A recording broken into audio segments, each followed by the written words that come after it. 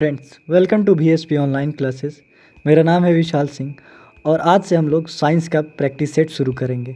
इससे पहले हमने बायोलॉजी का भी एक सीरीज चलाया है जिस पे हमने 4 वीडियो अब तक अपलोड कर चुका है। तो अगर आपने वो वीडियो नहीं देखा है तो प्लीज़ डिस्क्रिप्शन बॉक्स में दिए हुए लिंक को क्लिक करें और उन वीडियो को भी ज़रूर देखें। बायोलॉजी वाले सीरीज़ में केवल हम बायोलॉजी का प्रश्न लेके आएंगे, बल्कि इस जो ये साइंस वाला हम लोगों ने प्रैक्टिस सेट शुरू किया है उसमें मिक्स होंगे, यानी कि बायोलॉजी, केमिस्ट्री और फिजिक्स, ये तीनों सब्जेक्ट से क्वेश्चंस इसमें होंगे। तो इस सेट में जो है ज़्यादातर हम लोग केमिस्ट्री के प्रश्न रखे हैं। तो आइए आज का हम लोग सेट शुरू करते हैं। हमारा पहला प्रश्न है, which of the following metal form an amalgam with other metal. इसमें से पूछ रहा है कि दिए हुए ऑप्शंस में से हम उन मेटल को चुनना है जो किसी दूसरे मेटल के साथ मिलकर अमलगम बनाते हैं। तो इसका जो सही आंसर होगा वो मरकरी होगा। मरकरी एक मेटल है जो कि रूम टेम्परेचर पे लिक्विड फॉर्म में पाया जाता है और किसी दूसरे मेटल के साथ मिलकर अमलगम का निर्माण करता है। हमारा दूसरा प्रश्न है, which of the following is a non metal that remain liquid at the room temperature. तो वो तो मरकरी था, मरकरी जो है मेटल था, वो रूम टेम्परेचर पे क्या था, लिक्विड फॉर्म में पाया जाता था। लेकिन इस प्रश्न में पूछ रहा है कि वो कौन सा ये नॉन मेटल है जो कि रूम टेम्परेचर पर लिक्विड अवस्था में पाया जाता है। तो इसका जो सही आंसर होगा वो ब्रोमीन होगा। ब्रोमीन जो होता है एक नॉन मेटल है, यानी कि ये मेटलॉइड ग्रुप में आता है जो कि लिक्विड फॉर्म में पाया जाता है रूम टेम्परेचर पे। हमारा तीसरा प्रश्न है, chlorophyll is a naturally occurring chelate compound in which central metal is. ये पूछ रहा है क्लोरोफिल में जो सेंट्रल मेटल होता है वो कौन सा मेटल पाया जाता है क्लोरोफिल में। तो क्लोरोफिल जो होता है उसमें मैग्नीशियम पाया जाता है। सिंपली भाषा में हम क्लोरोफिल अगर आपको समझाएं तो क्लोरोफिल वो ग्रीन पिगमेंट होता है प्लांट का, जिसके वजह से किसी भी पौधा को उसकी हरियाली प्राप्त होती है। और उस जो क्लोरोफिल में होता है मैग्नीशियम पाया जाता है जो कि क्या करता है, सनलाइट को यूटिलाइज करने में पौधे की मदद करता है। हमारा जो चौथा प्रश्न है, washing soda is the common name for. Washing soda का कॉमन नेम क्या है। तो वॉशिंग सोडा का जो कॉमन नेम है सोडियम कार्बोनेट है। अगर इसका हम सोडियम कार्बोनेट है, अगर इसके हम केमिकल फार्मूला की बात करें तो इसका जो होता है Na2CO3 होता है। आइए तो आज का हम पांचवा प्रश्न देखते हैं। The inert gas which is substituted for the nitrogen in the air use for deep sea diverse for breathing is. यानी कि सिंपल भाषा में इस प्रश्न को हम आपको समझाएं तो ये प्रश्न पूछ रहा है कि जो गोताखोर होते हैं, समुद्र में गोते लगाते हैं, तो वो अपने पीठ पे क्या करते हैं, सिलेंडर लेके जाते हैं, ऑक्सीजन सिलेंडर लेके जाते हैं। वो छोटे छोटे ऑक्सीजन सिलेंडर्स होते हैं, तो उनका वजन काफ़ी ना बढ़ जाए इसलिए ऑक्सीजन के साथ हम लोग हीलियम का प्रयोग करते हैं। हीलियम काफ़ी हल्का गैस होता है और इससे जो गोताखोर होते हैं उनको तैरने में काफ़ी मदद मिलती है। हमारा छठा प्रश्न है, the gas used in different type of welding could include. यानी कि जो मेटल को हम लोग वेल्ड करने के लिए जो पूछ रहा है किस गैस का हम लोग प्रयोग करते हैं। तो इसका जो सही आंसर है ऑक्सीजन एंड एसिटिलीन। ऑक्सीजन और एसिटिलीन का हम लोग प्रयोग करते हैं मेटल के वेल्डिंग करने के लिए।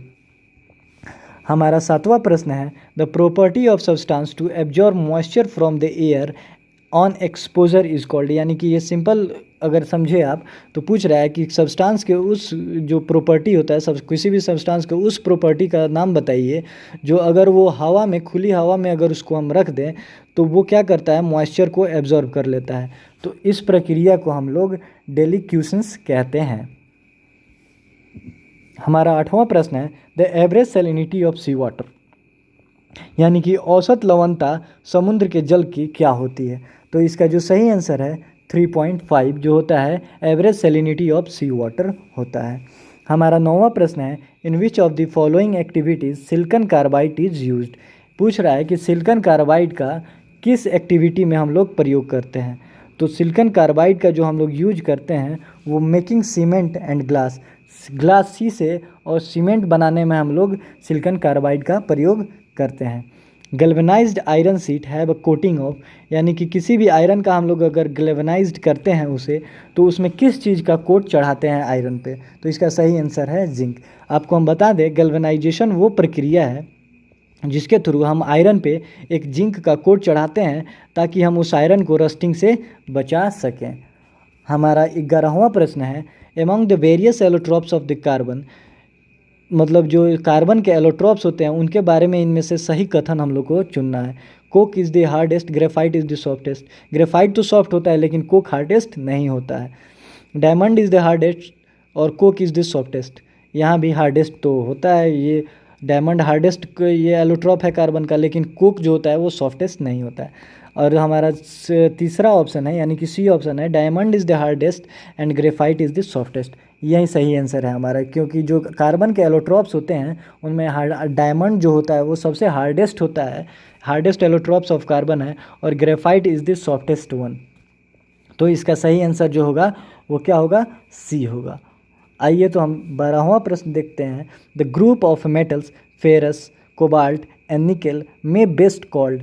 ये जो ग्रुप ऑफ मेटल हैं फेरस, कोबाल्ट और निकेल, अगर इन मेटल का अगर हम बात करें तो सही जो एकदम जो इसका उत्तर होगा किस ग्रुप के होते हैं वो मेटल हैं ये, तो ये ट्रांजिशन मेटल्स हैं।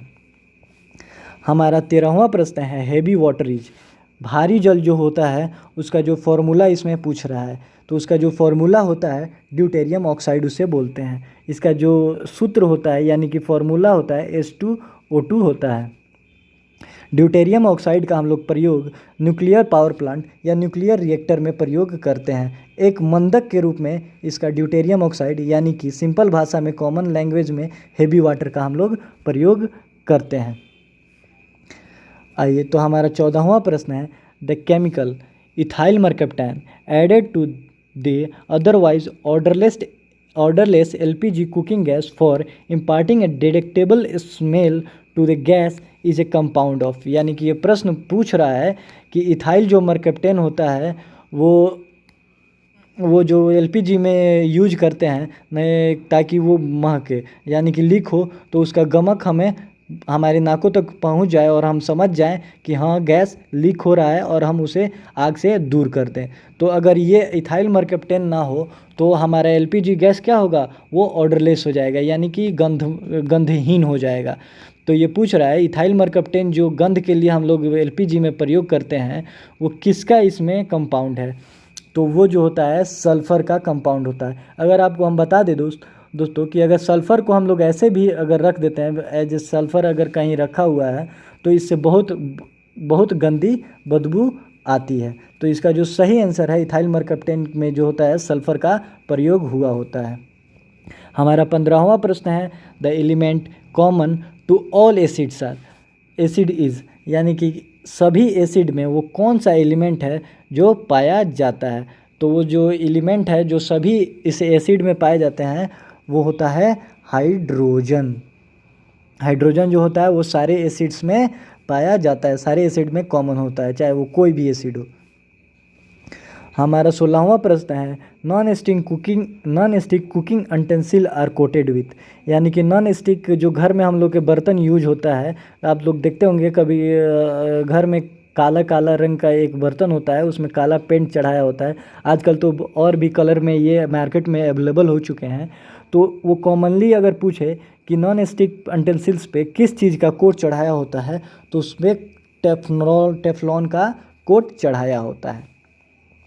हमारा 17वां प्रश्न है, monazite is an ore of, monazite जो होता है वो किस चीज़ का अयस्क है। तो मोनाजाइट से हम लोग थोरियम प्राप्त करते हैं। थोरियम एक रेडियो एक्टिव एलिमेंट है। हमारा 18वां प्रश्न है, carbon, diamond and graphite are together called, यानी कि कार्बन, ग्रेफाइट और डायमंड जो है अगर एक साथ आ जाए तो इनको हम लोग इस ग्रुप को क्या बोलेंगे, तो ये एक दूसरे के एलोट्रॉप्स हैं। किसके, कार्बन के एलोट्रॉप्स हैं। हमारा 19वां प्रश्न है, potassium nitrate is used in, potassium nitrate का जो होता है यूज किस चीज़ में किया जाता है। तो पोटेशियम नाइट्रेट का यूज जो होता है मेडिसिन बनाने में प्रयोग किया जाता है। हमारा 20वां प्रश्न है, permanent hardness of water may be removed by the addition of, पानी का जो एकदम परमानेंट जो कठोरता होता है उसको किस चीज़ से मिलाने से हम लोग दूर कर सकते हैं। तो इसका जो सही आंसर होगा वो होगा सोडियम कार्बोनेट, यानी कि सोडियम कार्बोनेट का भी हमने आपको पहले बताया है। उसका जो फॉर्मूला होता है, सूत्र होता है Na2CO3।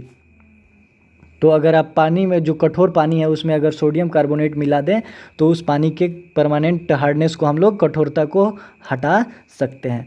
तो ये था हम लोग का साइंस का आज का सेट। अगर फ्रेंड्स आपको ये वीडियो अच्छी लगी हो तो प्लीज़ लाइक और सब्सक्राइब करना हमारे चैनल को ना भूलें, और ऐसे ही अच्छे अच्छे वीडियोज़ के लिए हमारे साथ बने रहिए। धन्यवाद। Take care.